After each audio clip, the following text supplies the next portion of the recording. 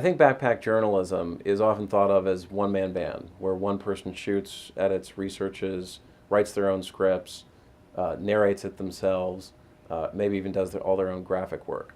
What we found out in the last year is that the backpack journalism of that kind is slightly overrated to the extent that it's hard to bundle all of those skills together into one person right now.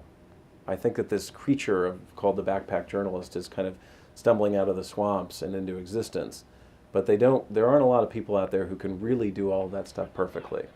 So what we oftentimes will do is have one reporter-producer who does most of his or her own shooting, almost all of his or her own editing, almost all of his or her own script writing, oftentimes his or her own narrating, but we're lending them help from the rest of the staff as they go if they have weaknesses in certain areas. So my guess is that this whole field of backpacking will get stronger in the next 5 to 10 years, but right now it's, as I said, the true backpacker is a pretty rare creature.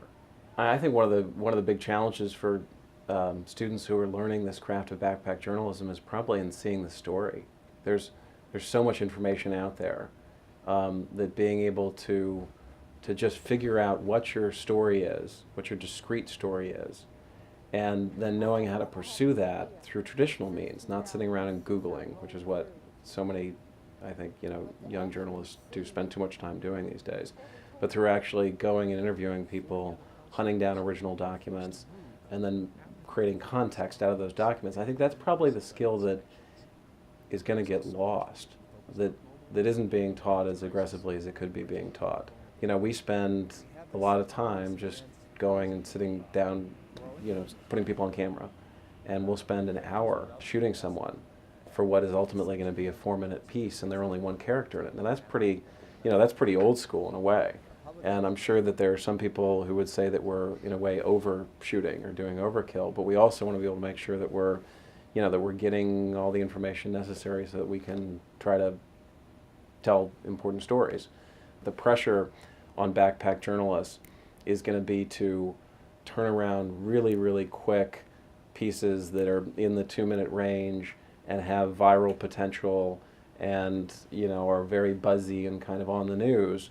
So the ability to go out or the skill set that's required to go out and spend 3 or 4 weeks producing a 4 or 5-minute piece, which is sometimes what it takes us,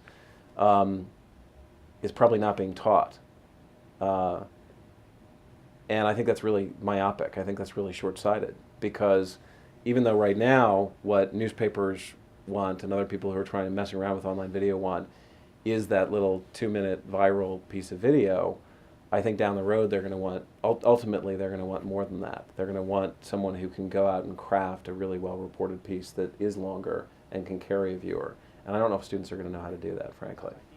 My sense is that the J schools have to get a lot more serious soon about training true backpack journalists, not just handing cameras off to people who ultimately aspire to be writers and asking them to kind of shoot video when they're pursuing their stories, but to really train people in every aspect of what's necessary. And that includes snappy, lively script writing, that includes really great, interesting, natural narration, interesting shooting, because flat shooting doesn't work on the web. And the editing part, I actually think that anyone who's under the age of 30 picks up the editing part pretty easily these days. But the other aspects of it are much more difficult. And that's just what it takes to produce a piece. Then you also have to talk about the journalism in addition to that. You got to find people who know how to pursue a story, who know how to research a story, who know how to balance it out by getting the other perspective in, and who can make sure that they're being fair throughout.